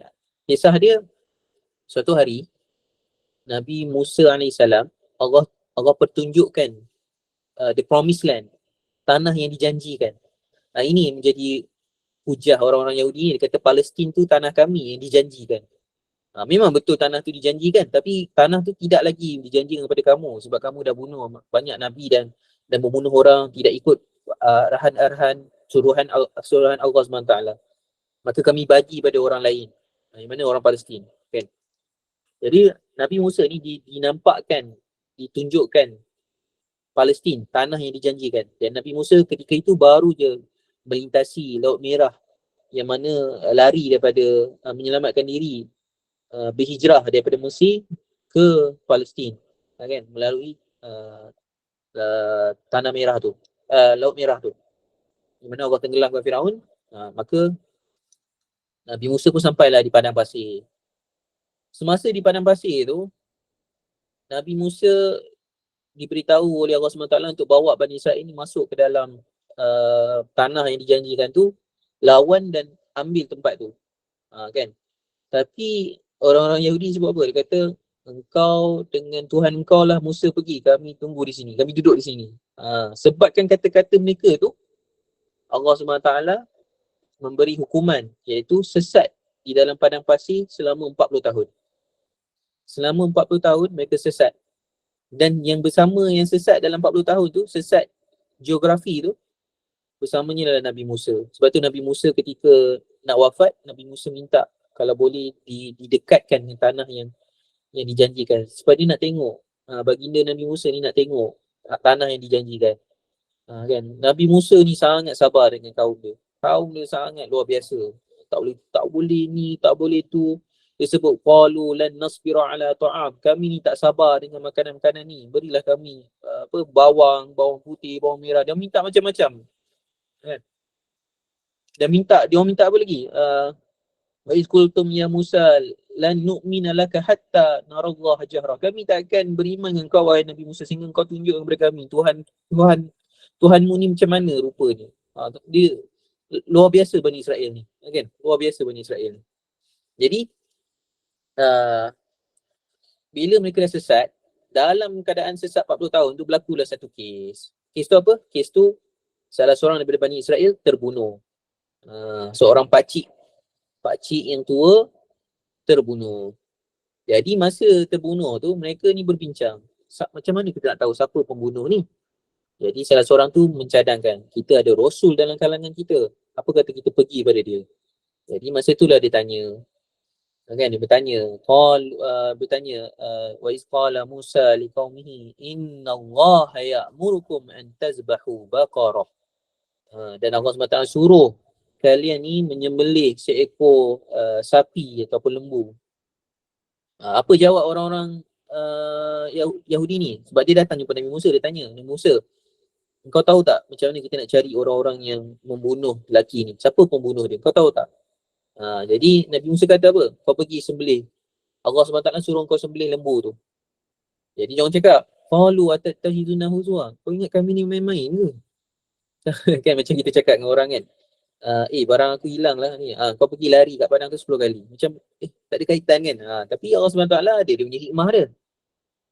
Jadi Allah SWT sebut, Inna Allah ya'murukum an tazbahu baqarah. Qalu, kata orang-orang Bani Israel, qalu atattakhiduna huzwa. Kata Nabi Musa, qalu a'udzu billahi an akuna minal jahilin. Aku berlindung daripada Allah SWT, daripada korang yang jahil ni, daripada kejahilan korang ni. Sebab dia tak nampak apa yang Allah SWT nak suruh. Jadi mereka pun kata, apa dia? Qalu du'u lana rabbaka yubayyin lana ma hi. Tanya pada Allah SWT, lembu macam mana tu? Kan? Jadi Allah SWT sebut, lembu tu farid wala bikrun wala farid, apa yang tidak muda dan tidak tua, di tengah-tengah. Lepas tu dia tanya ni, qalu du'u lana rabbaka yubayyin lana ma launuha. Macam mana warna lembu tu? Kan? Jadi Allah SWT sebut, lembu tu warna dia macam ni sekian-sekian. Dan mereka tanya ni, lembu ni kami dah jumpa macam-macam tapi tak jumpa yang ni. Kata Allah SWT cakap, lembu tu tak digunakan untuk meragut, tak digunakan untuk bekerja dan sebagainya. Jadi soalan-soalan ni menyusahkan mereka. Kan? Ini yang Nabi SAW sebut tentang jangan jadi seperti Bani Israel. Bertanya satu soalan yang menyusahkan diri sendiri. Bila Allah SWT sebut sembelih lembu, sembelih lah benda-benda lembu. Jadi dia khususkan, jadi makin khusus, menyusahkan diri dia dan lambat. Nampak gaya orang Israel ni, kan? Macam Nabi SAW lah, Nabi SAW tak pernah menyusahkan umat baginda, kan? Tak terlalu khusus, kan?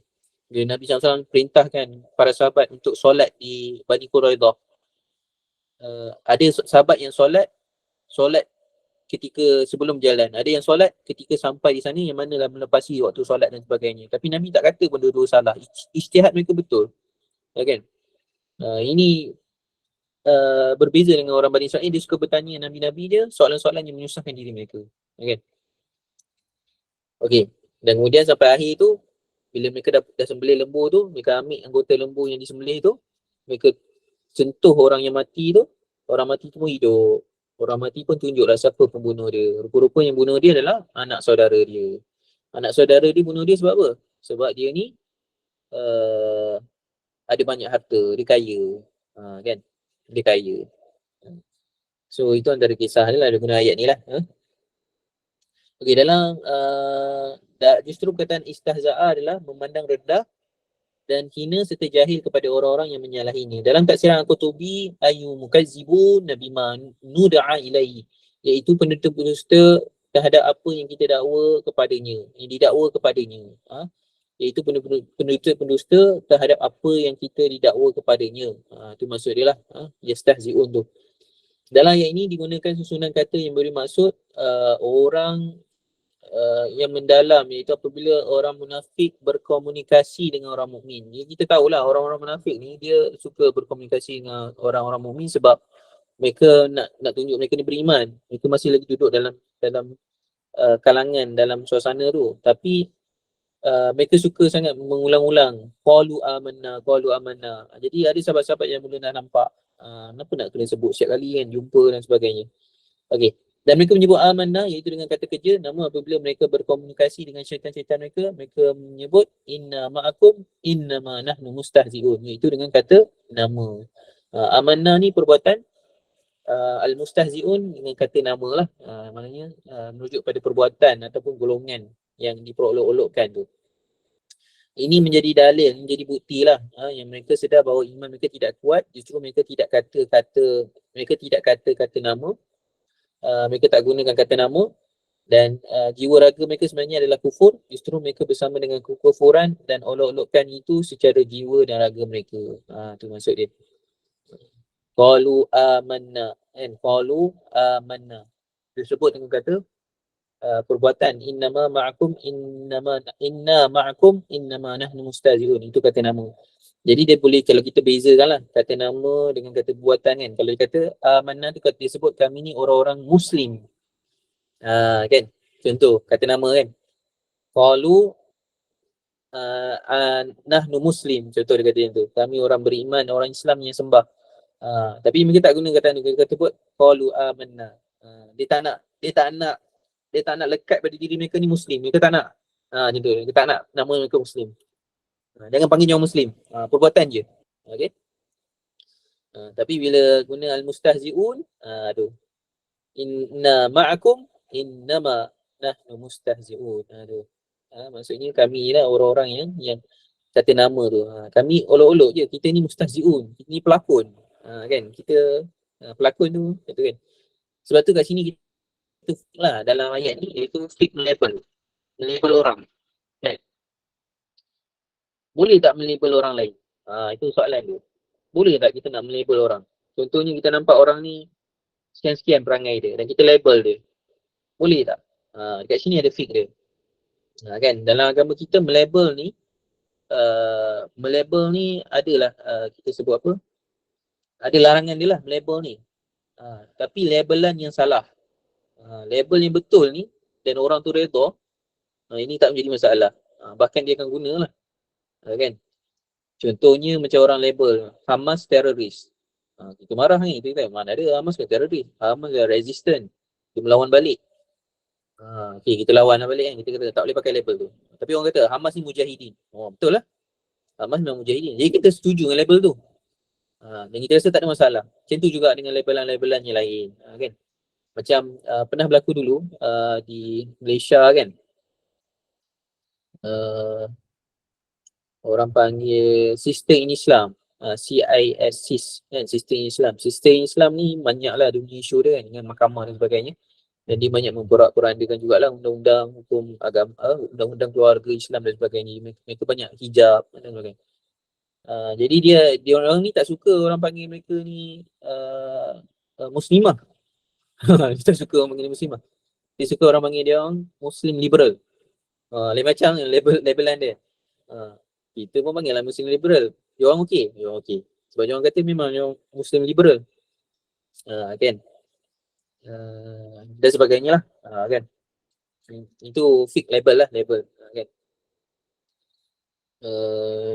Lebih lanjut tentang fake label ni boleh rujuk dalam surah Al-Hujurat. Surah Al-Hujurat. Okey, sorry. Okey, dalam kupasan Syihab pula, jika diperhatikan pada susunan ayat, semasa mereka mendakwa mereka beriman, tidak ada sebarang penguat kata. Namun apabila mereka menyebut bahawa mereka bersama syaitan, ada penguat kata, iaitu inna. Ada takkid. Ada takkid. Jadi masa sebut yang qalu amanna, dia tak ada beri penegasan. Dia tak guna kata nama. Lagi satu, dia tak beri penegasan. Tapi bila dia kata inna ma'akum innama nahnu mustahzi'un, jadi mereka guna takkid, ada penegasan kat itu. Memang kita ni pelakon macam kalian. Kami memang berlakon macam kalian. Jadi nak bagi tahu kesungguhan kat situ. Ini semua ijazul Quran lah dari sudut bahasa Arab. Semasa mereka mendakwa, mereka mengolok-olokkan orang mukmin pula, mereka menggunakan 3 penguat. Ada 3 takkid yang mereka guna. Innama nahnu mustahzi'un. Ni 3 ni. Sesungguhnya nahnu kami mustahzi'un, orang-orang yang memperolok-olokkan. Mustahzi'un tu kata nama lah. Digunakan kata nama. Hikmah di sebalik hal ni adalah seperti berikut. Ada beberapa lah, ada 2. Orang munafik anggap orang mukmin itu bodoh. Justru dengan sebut tanpa penguat pun mereka anggap bahawa orang mukmin sudah percaya dengan dakwaan mereka. Nampak dia punya akal dia, orang munafik ni kan. dia tak beri penegasan, dia just kami beriman. Kami beriman. Macam biasa je lah. Kami beriman. Dia macam biasa je. Tapi bila berjumpa dengan kawan dia, sesungguhnya kami betul-betul pelakon ataupun orang-orang yang memperolokkan orang lain macam kamu. Kita ni sama. Dia beri banyak penegasan dia kan. Nak bagi tahu mereka ni satu kumpulan lah. Satu grup WhatsApp kan. Okey. Hal ini berbeza dengan para syaitan, mereka percaya bahawa mereka bijak, makanya mereka perlu ayat tegas untuk meyakinkan mereka. Ini berbeza dengan para syaitan mereka yang mereka percaya bahawa mereka ni bijak. Okay. Ini nak bagi tahulah, bila duduk bersama dengan orang-orang yang jahat ni, syaitan mereka ni, wa iza khalau ila syayatinihim, bila mereka pulang bersama kaum mereka, orang-orang yang jahat ni, syaitan ni, mereka guna penegasan, takkid. Nak meyakinkan sahabat-sahabat mereka, maknanya mereka ni bersama mereka, bersama dengan orang syaitan tu lah. Itu satu, yang pertama yang kita boleh nampak daripada ayat ni, salah satu hikmah dia. Yang kedua, mereka menggunakan kataan tegas kepada syaitan-syaitan mereka kerana mereka mahu menampilkan ketelusan mereka kepada para syaitan tersebut. Hal ini kerana mereka bimbang semasa mereka mengatakan kami beriman di hadapan mukmin itu akan menyebabkan mereka akan diragui oleh para syaitan. Hikmah kedua ni yang saya sebut tadi, yang pasal pandangan Al-Qurtubi. Pandangan Al-Qurtubi, dia kata wa iza khalau ila. Dia kata itu bukan khalau ila tapi khalau bi syayatin. Maksud dia bi, maknanya diorang ni memperolok-olokkan orang Islam dalam kalangan yang dalam masa yang sama, orang-orang syaitan atau orang-orang munafik yang lain tu ada juga dalam kumpulan tu. Jadi bila mereka cakap kami beriman dengan kau, mereka tak nak kawan-kawan mereka kata dia ni dah beriman ke? Dia tak nak diragui kemunafikan mereka tu depan kawan-kawan dia munafik. Itu maksud dia. Maksud Qurtubi tu. Tu khilaf kat situ kan. Tapi dah menurut Fakhruddin Ar-Razi, dia adalah wa iza khalau ila, dia adalah muta'adi, dia ada ada uh, ada apa ada maf'ulun bih, ada objek, kan, maknanya dia memisahkan diri mereka daripada kumpulan. Bila dah jumpa orang Islam dah puji-puji, mereka memisahkan diri mereka dan kembali pada satu kumpulan lain yang tidak ada dalam kumpulan mereka orang Islam. Itu maksud dia. Itu dua hikmah yang kita nak tunjukkan dalam tafsir kali ni lah. Mudah-mudahan tuan-tuan faham lah apa yang kita sampaikan, insyaAllah. Alhamdulillah. Ada soalan?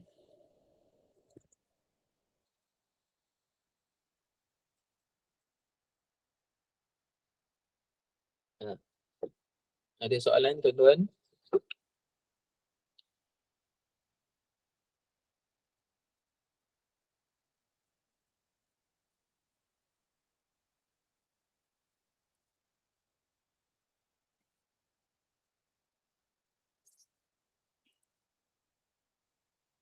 Okey, untuk yang seterusnya ayat 15.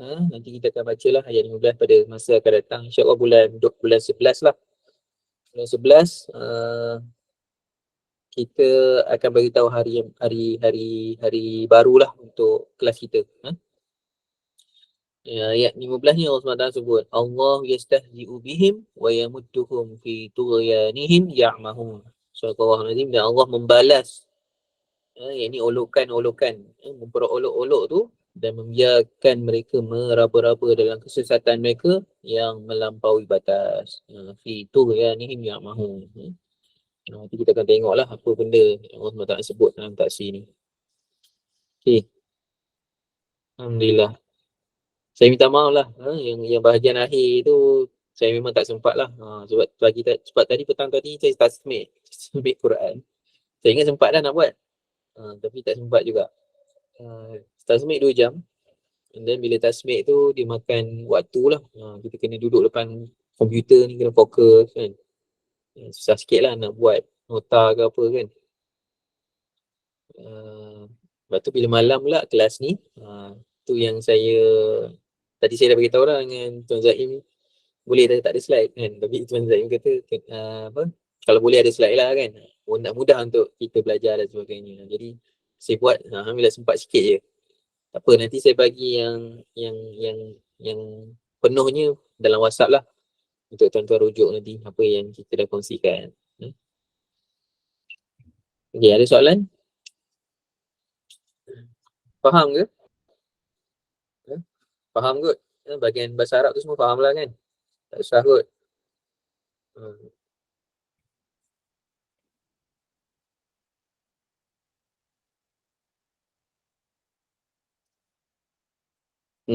Ada soalan? Okey?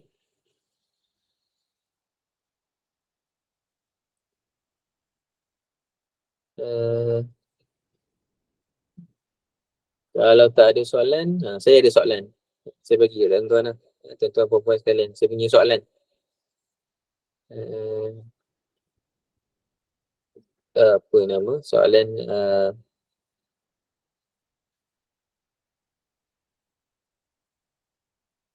okey. Soalan dia macam ni. Kita kan sembang pasal orang munafik dan sebagainya. Kenapa Allah SWT menceritakan yang 4 orang munafik ni lagi banyak daripada golongan-golongan lain? Kan? Dan kenapa Allah SWT tak sebut Yahudi, Nasrani? Kenapa Allah tak guna kata nama macam tu? Kenapa Allah sebut munafik? Kenapa Allah guna perkataan yang ada fa'al pada ni? Siapa tahu soal jawapan dia? Ni bab melabel lah, bab melabel kan. Contohnya kalau kita panggil orang kan, kata Melayu kan, ke dia panggil Cina kan. Kenapa? Melayu Cina ni label dia tak lama sangat. Tapi kalau kita sebut penyondol, kan, penyondol. Penyondol ni lama kot. Kan, sampai sekarang orang guna lagi perkataan penyondol tu kan. Penyondol ni maksudnya wanita-wanita muda yang menyundul suami-suami yang dah berkahwin ni. Sehingga kan suami ni menceraikan isteri dia yang yang lama dah duduk 10 tahun 20 tahun tu dan kahwin dengan isteri muda tu. Itu maksud penyundul lah. Kalau siapa yang tak tahulah. Kenapa orang guna kataan melabel tu guna sifat? Kan? Kenapa dalam Quran ni orang guna kataan munafik? Dan kata apa? Berbanding Yahudi ke Nasrani ke. Ada siapa tahu boleh jawab? Sikit je kita nak dengar sikit. Tuan-tuan ada pandangan.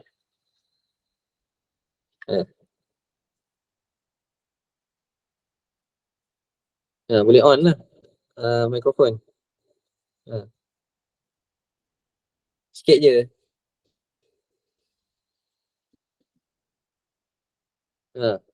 Ada? Tadi siapa tadi ada tunjuk good tadi?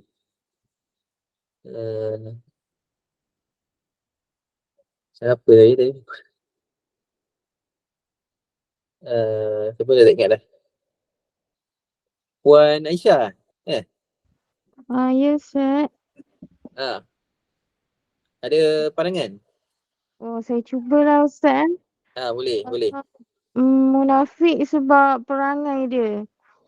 Dalam Yahudi ada munafik, dalam Nasrani ada munafik, and dalam orang Islam sendiri pun ada munafik kan? Okey, sebab perangai dia. Okey, bagus. Betul apa yang Puan cakap tu betul lah. Sebab perangai.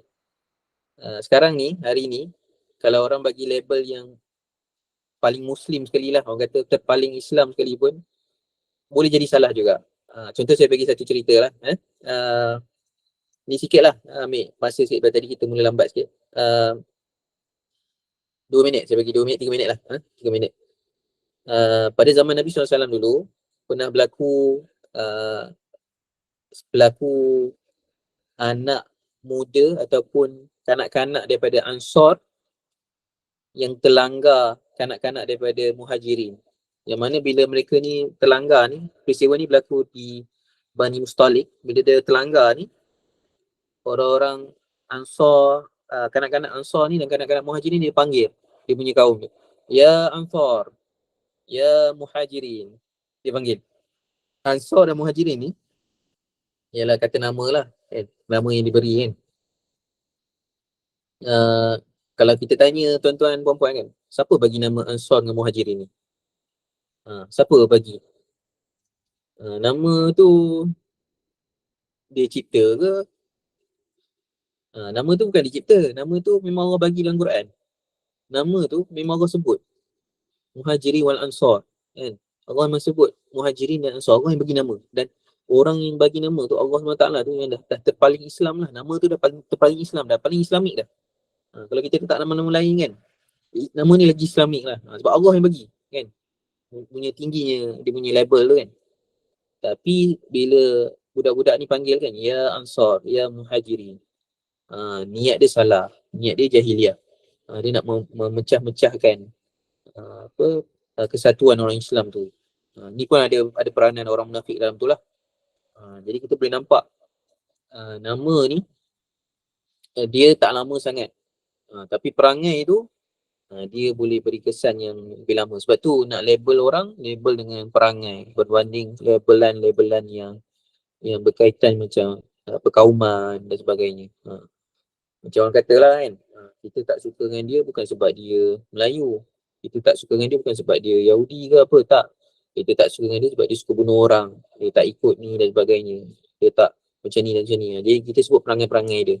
Itulah cara kalau nak selamat dalam label, kan. Sebab hari ni banyak kata-kata membinasakan badan, kan. Terlepas perahu boleh rundur kan, terlepas kata-kata badan binasa. Jadi kita minta lah Allah SWT pelihara kita juga lah, memberi kita ilham. Ini pun saya pun tak dapat juga strategi macam ni, kecuali bila kita dah mendalami Quran dengan baik. Jadi kita nampak macam ni Quran melabel orang. Quran melabel, tapi Quran melabel dengan betul dan tepat. Dan Quran selalunya melabel dengan perangai. Quran tak label dengan nama-nama bangsa dia, kulit dia, tak ada. Ini semua yang bagi Quran ini adalah data-data yang tak penting. Yang penting itulah perangai dia. Kalau dia jahat, buktikan dengan perangai dia jahat. Sebab tu hari ni kalau kita nak sokong Palestin, nak sokong apa semua kan, kita nak lawan media Zionis apartheid Israel ni, lawan dengan perangai dia. Sebab bila kita lawan dengan perangai dia, kita menayangkan perangai dia yang buruk tu, kita bukan sekadar mendapat sokongan orang Islam, tapi kita juga dapat sokongan orang bukan Islam yang juga tak suka perangai tu. Sebab kalau kita guna bangsa, dia akan jadi macam Ukraine dengan Rusia. Ukraine dan Rusia kan ada yang sokong Rusia, ada sokong Ukraine kan. Tapi sokong Ukraine sebab apa? Sebab kulit putih. Sokong Rusia sebab apa? Sebab Rusia bukan orang Europe. Dia jadi macam, ini dah jadi perkauman perang nanti. Tapi dalam Palestin dan Israel, kenapa ramai orang sokong Palestin? Sebab dia dah bukan lagi orang Arab, dia dah tak nampak kulit dia itu. Dia nampak humanity, kemanusiaan tu, sifat tu. Bila kita sebut orang Zionis, kita sebut pembunuh bayi, pembunuh orang awam, membunuh tidak berani, pengecut. Allah SWT sebut dalam Quran, mereka ni pengecut dalam surah Al-Hashr. Allah SWT sebut juga, mereka ni kalau menyerang kamu, menyerang di belakang tembok. Mereka ni memang pengecut. Allah SWT sebut dalam Quran. Buka surah Al-Hashr ayat 13, ayat 14 itu, tuan-tuan akan jumpa. Dan Allah SWT sebut mereka ni, bila bila kita orang Islam masuk, bila Allah menangkan Masjidil Aqsa nanti, mereka ni muka akan jadi muram. Ini semua sifat-sifat yang kita kena sebut pada mereka. InsyaAllah. InsyaAllah. Wallahu a'lam, ma asabaka min sanatin fa min Allah wa ma asabaka min sayyi'atin fa min nafsik wa arsalnaka lin-nasi rasulan wa kafa billahi syahida. Terima kasih semua. Saya minta maaf atas kelewatan tadi dan saya juga minta maaf sebab slide saya tak sempurna. InsyaAllah saya akan bagi yang sempurna lepas ni. Wallahu a'lam. Assalamualaikum warahmatullahi